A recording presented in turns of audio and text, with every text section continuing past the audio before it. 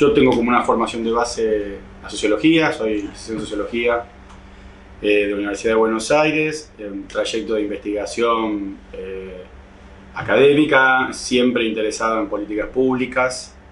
y en las cuestiones que hacen al Estado. Luego hice un trayecto de maestría en estadística aplicada al análisis de datos, una maestría desarrollada por la UNTREF, la Universidad Nacional de Febrero, y que bueno, me dio un panorama del uso de la información estadística, de los datos, que además me amplió el trayecto que yo venía haciendo también ya trabajando con datos en el sector público y en el mundo de las organizaciones sociales y sindicales, donde también siempre traté de sumarme a equipos de investigación que producen materiales, que escriben, que analizan datos en organizaciones y vinculados a la educación. Allá por el año 2004 comencé a trabajar con análisis de datos, con investigación en el campo de la educación y a trabajar cerca de proyectos del Ministerio de Educación, primero en tareas más externas de apoyo a investigación y análisis y producciones, y luego me incorporé al equipo de investigación del Ministerio de Educación de la Nación en el año 2008 como investigador, como analista ahí en el equipo, donde pude poner en desarrollo un poco parte de la formación académica y en investigación y parte del interés por las políticas públicas, por el Estado. Mi trayecto como investigador en el Ministerio tuvo varios años, hasta el 2019, y en ese momento asumí un cargo de gestión como director nacional de Evaluación de Información Estadística. Me tocó dirigir un área del Ministerio de la que yo formaba parte, de los equipos. Me tocó dirigir los años de la pandemia, estuve allí desde fines del 2019, de diciembre del 19, todo el 2020 y el 2021, trabajando con la evaluación educativa y con los datos en el contexto de pandemia, tratando de relevar y documentar qué estaba pasando, no en las escuelas, porque las escuelas por el aislamiento no estaban en ese momento con presencialidad, sino en las casas, qué estaba pasando con las clases no presenciales, con la continuidad pedagógica que decretó nuestro país a partir de marzo del 2020 sin clases presenciales. Así que todo ese complejo proceso de la pandemia me encontró dirigiendo un equipo grande que tenía áreas de información, de evaluación y de investigación, y buscando implementar operativos que nos permitieran saber qué estaba ocurriendo con las clases no presenciales. Y bueno, hay una evaluación que se publicó ahí a fin de 2020 con los resultados de esa tarea. Luego me tocó también trabajar en el INDEC, un periodo aportando en el diseño y el análisis de datos preliminares del censo de población del 2022, en particular en el módulo de educación, que es la parte en la que yo me había especializado más en los últimos años. Y bueno, el INDEC es un espacio para los que venimos de la investigación, pero sobre todo los que miramos números, los que nos gusta mirar la realidad con los números en la mano. Es un espacio privilegiado, el organismo de estadística de nuestro país, y bueno, todos los operativos estadísticos, censales por muestra que tiene, son siempre una materia prima muy interesante para el sociólogo y la socióloga. Así que, y el operativo censal es el operativo, es la radiografía que el Estado se toma de sí mismo. Por lo tanto, ahí también hay un interés que tiene que ver con la investigación, que tiene que ver con el Estado y que tiene que ver con la historia del país y del Estado. Argentina hizo su primer censo de población en 1869, cuando el Estado estaba terminando de constituirse como Estado nacional, así que es muy simbiótica esa relación entre el Estado y los censos de población. Por tanto, es un objeto también de estudio el censo en sí mismo, que siempre nos interesó a los sociólogos como una fuente de información, pero también como un objeto que habla de la política, de la cultura, de la historia y del Estado. Y hacia mediados de este año, pasados mediados de este año, la secretaria de Gestión y Empleo Público, Ana Castellani, me convocó para dirigir el INAP. Me comentó que Mauro Solano, el director que estaba a cargo por motivos personales, estaba dejando la dirección del instituto, así que esa es un poco mi llegada al cargo de director institucional del INAP, por la convocatoria de la secretaria, a quien había conocido por la tarea primero en la universidad y luego en debates y análisis sobre políticas públicas. Así que este es un poco el derrotero profesional que me ha tocado y el lugar que hoy ocupo como director del INAP, orgulloso de estar a cargo de una institución con la trayectoria, la historia y el reconocimiento que tiene, ¿no?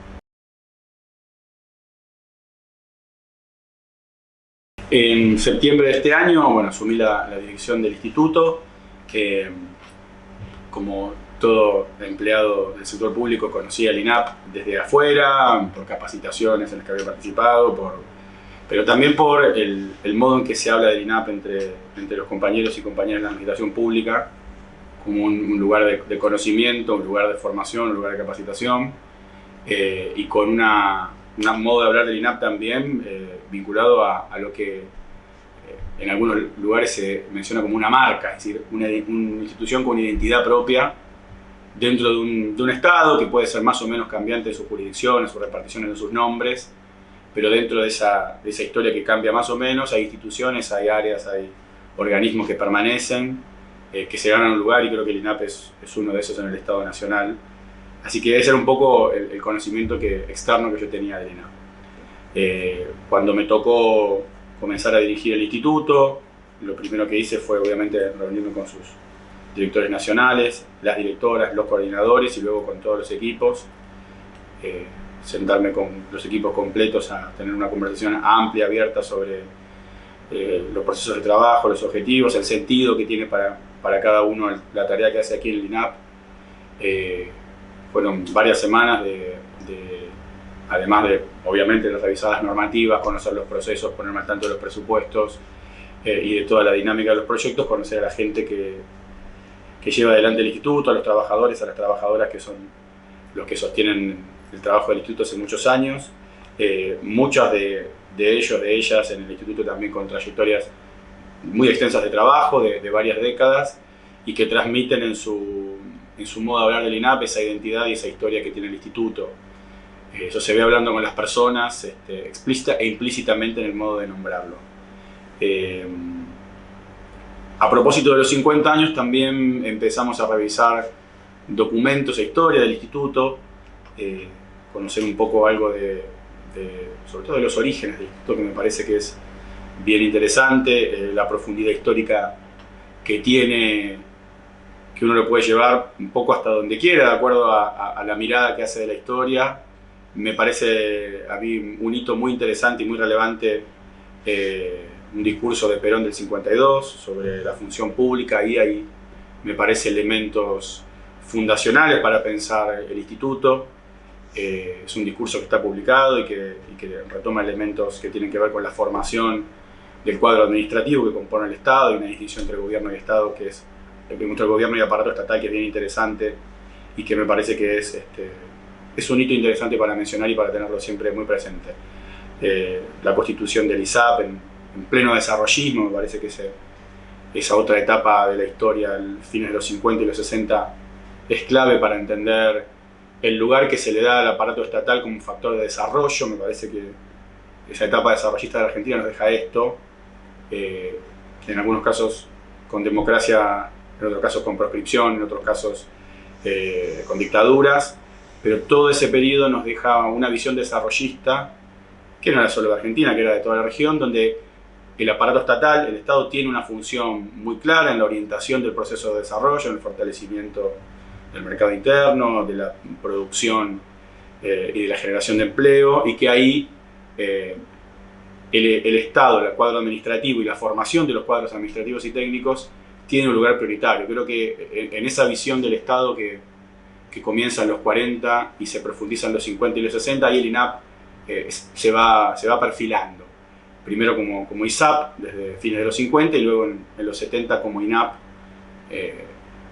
con esta idea de constituir un instituto que tuviera capacidad de permanecer más allá de las gestiones de gobierno, que pudiera consolidar el conocimiento que el Estado tiene sobre sí mismo a través de un archivo o una biblioteca con materiales que permiten estudiar, conocer y documentar qué hace y qué sabe el Estado, con equipos que pueden gestionar ese conocimiento y movilizarlo, equipos de investigación, y obviamente con la pata de la formación, de la capacitación, de la transferencia y la transmisión de ese conocimiento a todos los agentes del sector público. Ahí me parece una tríada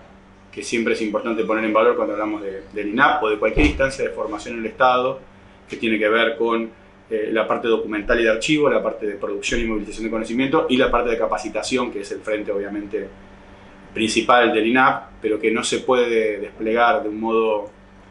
pertinente y completo si no tenés esas otras dos patas, que es la del archivo documental, la memoria del Estado, el conocimiento del Estado, y la producción y la movilización de conocimiento. El INAP utiliza muchos de los materiales que genera de la investigación para capacitar, y por lo tanto me parece que esas también quizás son dos marcas que hacen al instituto, ¿no? La permanencia a lo largo de las décadas como instituto, como identidad, como referencia, más allá de gestiones de gobierno y de regímenes de gobierno, y este modo de pensar la formación, la capacitación, la educación, que está muy articulada con las cuestiones del archivo y de la investigación. Hay ahí, me parece, algo también del espíritu que en Argentina tienen las universidades nacionales respecto de cómo se vinculan esas tres patas, enseñanza, investigación y extensión o transferencia, como se le dice a veces. Me parece que el INAP tiene algo de eso, y además tiene obviamente la identidad de ser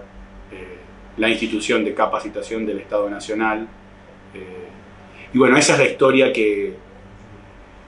me ha tocado reconstruir, terminar de completar. Uno va estudiando, reestudiando, revisando y acomodando las piezas que se encuentran respecto de la historia del propio país, del propio pueblo, del continente, de la región. Y en esa historia me parece que el INAP tiene un lugar significativo por todo lo que acabo de mencionar, y es una buena entrada para conocer el Estado, para conocer la historia de los modelos de desarrollo de nuestro país, y para conocer también que a pesar de los cambios en los enfoques de políticas públicas, las más desarrollistas, las que tienen que ver con las democráticas, las que tienen que ver con los enfoques de corte más neoliberal o más nacional popular, el INAP ha permanecido como una institución con diferentes jerarquías, es verdad, en diferentes momentos, pero ha tenido un derrotero que hoy, a 50 años, hace que se lo vea como uno de los pilares en los que se apoya nuestro Estado Nacional para poder hacer la política que garantice derechos, que promueva el desarrollo, que promueva el desarrollo con inclusión social, ¿no?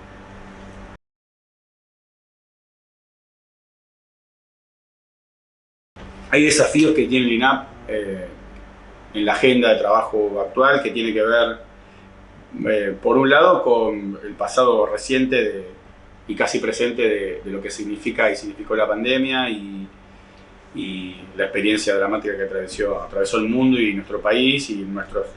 trabajadores y trabajadoras del sector público, desempeñando funciones de manera remota.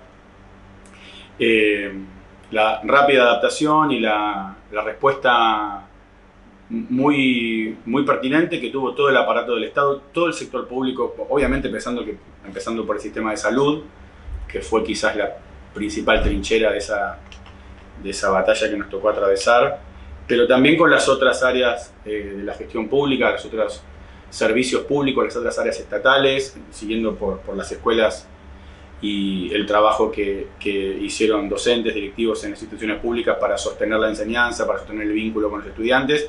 y en muchos casos para sostener las escuelas abiertas. Casi la mitad de las escuelas públicas estuvo abierta casi todo el tiempo de la pandemia, entregando materiales de trabajo, entregando en algunos casos bolsones de comida y demás. Así que también ahí hacer un revisionismo sobre el cierre de escuelas es muy pertinente, ya que fue un fenómeno acotado. No hubo clases presenciales, pero las escuelas estuvieron dando esa difícil batalla, en muchísimos casos, más de la mitad, como se documentó en una evaluación, abiertas y generando proyectos, como por ejemplo la producción de alcohol en gel en muchas escuelas técnicas, o entregando bolsones de comida. Y fue una prioridad de las escuelas públicas hacerlo. En el sector público nos tocó también rápidamente pasar al trabajo remoto, en condiciones muy difíciles, mucho más difíciles, que entiendo yo, que otros trabajadores de cuello blanco del sector privado, en donde quizás por las características del sector privado y en algunos casos por la disposición de cierta tecnología se pudo adaptar mucho más rápidamente. En el caso del sector público el proceso fue más complejo, pero en todos los casos hay una lectura de que el Estado reaccionó rápido, sus trabajadores, sus trabajadoras reaccionaron y estuvieron a la altura de las circunstancias, y hoy podemos contar esa película creo que con orgullo. Y también con un respaldo respecto de lo que se puede hacer hacia futuro y de la capacidad de respuesta que puede tener la administración pública cuando hay conducción, cuando hay capacidad de gestión, cuando hay decisión política. Así que eso es un legado que tenemos en el sector público que lo tenemos que resaltar, sobre todo cuando aparecen discursos muy derrotistas sobre qué puede y qué no puede hacer el Estado y su función de promoción del desarrollo de los derechos. Ahí tenemos un ejemplo de lo que se puede hacer con conducción, con decisión y con capacidad de gestión. Al INAP también le dejó un legado muy fuerte la pandemia en cuanto a lo remoto, que es que terminó de consolidar definitivamente la potencialidad de la formación virtual, de la capacitación a distancia, de la capacitación mediada por las tecnologías. Algo que estaba en desarrollo en el INAP, definitivamente se instaló. Las resistencias que hay y que sigue habiendo también respecto de algunas limitaciones que aparecen en la capacitación a distancia, que esto hay que mencionarlo también, porque la presencialidad tiene una potencia en la empatía que es difícil de lograr en la virtualidad, y la empatía es algo muy importante para transmitir saberes, conocimientos y visiones del mundo, pero la virtualidad se instaló y nos permitió en INAP consolidar una llegada a todo el sector público nacional, a los trabajadores que a veces por su tarea o por su localización tienen más dificultades para acercarse a las instancias presenciales, por ejemplo, a nuestras aulas del INAP en Belgrano, en la avenida Belgrano aquí en la ciudad de Buenos Aires, y en particular nos permitió llegar a todo el país. El Plan Federal de Capacitación, que es una iniciativa que tiene varios años en el INAP y que con la gestión actual del gobierno se había revalorizado incluso desde los inicios en cuanto a lo presupuestario y al lugar estratégico que tiene que el INAP disponga la formación no solo mirando el Estado nacional, sino también mirando los estados subnacionales, provinciales, Ciudad de Buenos Aires y municipios.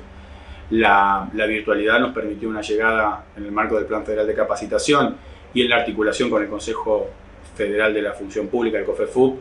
muy fuerte. Hoy, en 2022, tuvimos más de 50.000 inscriptos, participantes del Plan Federal de Capacitación. Son trabajadores, trabajadoras de las 24 provincias, de las 23 provincias y de la Ciudad de Buenos Aires en nuestro país, de los casi 3.000 municipios que tiene toda la territorialidad de nuestro país. Así que ahí hay un valor que nos queda y un desafío hacia el futuro respecto de cómo hacer sintonía fina en la capacitación virtual, cómo mejorar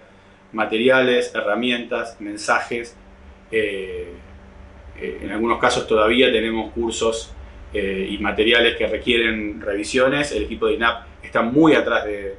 equipo pedagógico y didáctico de INAP está muy atrás de afinar y de mejorar las producciones y las clases virtuales, pero bueno, es un tiempo que lleva a acomodar todo el Sistema Nacional de Capacitación, el trabajo de los y las docentes del INAP, pero la verdad que se ha visto una mejora en la calidad de las capacitaciones virtuales muy significativas, de las que dan cuenta también las encuestas de opinión que se hacen a todos los participantes de cursos del INAP. Cuando finalizan el curso se hace una encuesta de opinión y ahí se ve una visión muy favorable de la virtualidad, de lo que les ha ofrecido la virtualidad también en cuanto a poder capacitarse en diferentes momentos, en diferentes lugares, y también respecto de la calidad de los materiales. Hay un desafío ahí que tiene que ver con cómo hibridar mejor lo virtual y lo presencial. Ayer hicimos un ateneo de investigación con equipos del INAP y de otros institutos en nuestras aulas de Belgrano, en una experiencia híbrida de ateneo con colegas participando de manera presencial y virtual. Es bien interesante cómo va fluyendo el intercambio cada vez más, pero hay también desafío ahí en lo tecnológico, por un lado, el equipamiento que se necesita para generar aulas inmersivas, que le den la sensación a todos los participantes de estar en un mismo espacio. Es un equipamiento tecnológico complejo y caro, y al mismo tiempo las didácticas que requieren la enseñanza híbrida, en la que un docente está con estudiantes, con participantes en un aula, pero de manera física y presencial, y tiene también una apertura hacia estudiantes participantes que están en todo el país de manera remota, requiere estrategias de enseñanza y una didáctica también para la que nos tenemos que seguir preparando como docentes. Así que ahí en la capacitación hay un desafío muy fuerte en relación con esto.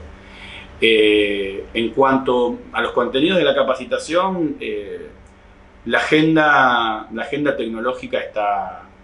en movimiento, está en desarrollo. Es un tema recurrente la discusión sobre cómo el sector público nacional, cómo el empleo público incorpora las tecnologías para mejorar los servicios, para mejorar la cercanía con la ciudadanía, para mejorar los procesos. Esto no es nuevo. Lo que sí, en los últimos años, con la explosión de nuevas tecnologías que tienen que ver con el Big Data, el blockchain y el conjunto de tecnologías que algunos denominan 4.0, otros tecnologías de la exponencial, nos interpela, nos desafía, nos obliga a pensar cómo el sector público se apropia productivamente de esas tecnologías, cómo podemos seguir siendo innovadores con esas tecnologías y cómo todos los agentes pueden ir haciendo formación y capacitación en cada una de ellas, porque la realidad es que vamos hacia ahí. La realidad también es que esas tecnologías tienen fortalezas y amenazas. Las condiciones de trabajo pueden mejorar o empeorar de acuerdo a cómo se implementan y utilizan tecnologías que permiten el trabajo remoto, que permiten el trabajo automatizado, y analizarlas, anticiparlas, pensarlas, como estamos haciendo en la unidad de prospectiva del INAP, también nos permite prepararnos, porque hay ahí una necesidad importante de reconocer cómo las tecnologías pueden mejorar el trabajo remoto, cómo pueden mejorar el trabajo automatizado. Hoy el INAP tiene en su portal de capacitación un bot que te permite chatear y hacerle consultas y que te responde automáticamente consultas sobre cursos, contenidos y demás. Es una tecnología que están utilizando muchas empresas, organizaciones, y el Estado Nacional también ya tiene uno que permite poder responder consultas automatizadas y bastante estandarizadas de manera rápida, y que permite que los trabajadores y trabajadoras que están en las áreas de respuesta y de consultas se dediquen a las consultas más sofisticadas, más complejas, y que lo más repetitivo quede a cargo de una tecnología. Por lo tanto, ahí no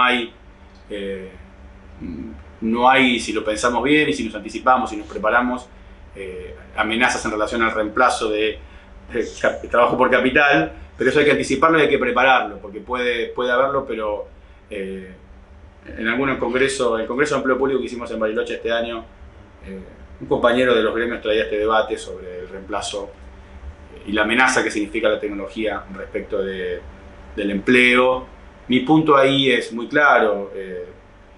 los puestos de trabajo se pierden o se ganan por decisiones políticas y por ciertos modos de entender la gestión pública.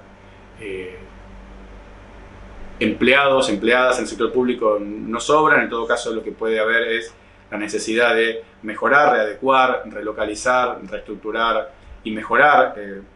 el empleo, ya que necesidades sociales, necesidades de la intervención del Estado hay en todos los planos de nuestra sociedad. Las tecnologías no van a reemplazar trabajo si nos preparamos y nos enfocamos en cómo nos tenemos que preparar como administración pública para ello, pero bueno, para esto hace falta una de las cosas que hace el INAP, que es investigar, analizar, estudiar, conocer, como un punto clave para poder incorporar las tecnologías de mejor manera en la capacitación y en la gestión. Ahí el INAP, a fines del 2021, instituyó un programa llamado INAP Futuro por resolución, que tiene como misión justamente esto: preparar al Estado para los desafíos que tenemos de acá a 10, 20 años, anticiparlos, orientar la capacitación en ese sentido para poder hacerla más pertinente y más eficaz en relación con las transformaciones tecnológicas que están en curso, Y ese programa INAP Futuro es el que hoy nos está permitiendo desarrollar, por un lado, una perspectiva, un análisis de escenarios hacia futuro para pensar cómo nos preparamos. Por otro lado, desarrollar experiencias, experimentos, implementaciones controladas de algunas de estas tecnologías en la administración pública, como esta que les mencionaba, esta versión beta o piloto del chat. Y por otro lado, desarrollar una adaptación progresiva de algunos de los cursos que se están dictando en el INAP, para que tengan la perspectiva de INAP Futuro, para que puedan incorporar las tecnologías en la capacitación. Ahí hay toda una apuesta que nuestra secretaria Ana Castellani nos ha pedido que juguemos, que llevemos adelante, que tiene que ver con cómo preparamos al Estado para la gestión de las próximas décadas, y la capacitación ahí es uno de los puntales clave. Así que ese es un poco el desafío en el que estamos, de prepararnos para el Estado del mañana. Hay un aspecto que me interesaría destacar y que tiene que ver con la marca de conducción que la Secretaría puso en el INAP en la actual gestión. La conducción de Ana Castellani y la Secretaría le dio al INAP un lugar relevante, lo potenció, le dio en algunos casos incluso también recursos presupuestarios para llevar adelante políticas como la del Plan Federal de Capacitación. Y me parece que esos escalones que subió el INAP a partir de la conducción de la Secretaría, hoy me toca a mí como director tomar la posta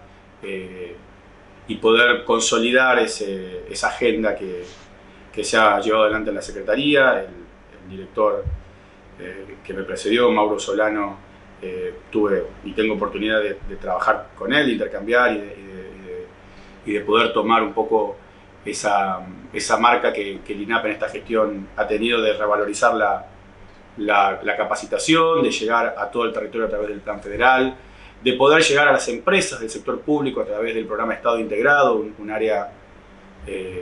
a la que se le ha dado mucho valor en esta gestión, pensando en el rol que tiene el Estado también como Estado productor de bienes y servicios. Las empresas estatales son parte del Estado, parte estratégica de un Estado que se propone ser factor de desarrollo, y por eso el INAP tiene hoy en el foco a los empleados y a las empleadas de las empresas estatales como destinatarios de capacitación. Hay que consolidar, hay que terminar de cumplimentar el desarrollo de los programas que se pusieron en marcha con la gestión actual, INAP Futuro, Estado Integrado. Y el INAP tiene también una inercia como institución. Mis experiencias anteriores en la gestión pública habían tenido que ver con instituciones que no tenían esta historia, o por lo menos que no tenían consolidados procesos y claridad muy específica sobre los objetivos y el sentido. El INAP lo tiene un sentido muy arraigado, que se transmite cuando se habla con sus trabajadores, sus trabajadoras, respecto de una misión institucional, y esto es invalorable, y es el capital principal que tiene el instituto. Quizás está permanentemente mirando el afuera del INAP son los trabajadores y las trabajadoras que son destinatarios de la capacitación, que tienen como derecho en su carrera administrativa poder capacitarse para poder, por un lado, hacer mejor sus tareas, cumplimentar mejor su función, pero también promover en el escalafón y mejorar sus condiciones de trabajo. Y eso está en todos los compañeros y las compañeras que están a cargo de áreas y de los propios equipos. Eso está muy claro, así que ahí a mí me toca aprender, escuchar y entender el sentido profundo que transmiten los compañeros y las compañeras del equipo en relación con lo que es el INAP y cómo tiene su misión muy clara respecto del lugar que le toca en el Estado Nacional y en la capacitación de todo el sector público. Por eso ahí hay un agradecimiento que yo quiero hacer respecto de compañeros y compañeras del instituto que se han sentado en la mesa conmigo en los primeros meses de trabajo, han narrado, han contado, han documentado la tarea, me han hecho parte del trabajo que se hace aquí, y me han dado este lugar de director con todo lo que esto significa para una institución como es el INAP. Así que ahí lo que yo tengo para la Secretaría en general y para el equipo del INAP en particular es también agradecimiento por este lugar que me han dado y por este puesto de trabajo que hoy me toca desempeñar, empujando lo que hace a la capacitación del INAP.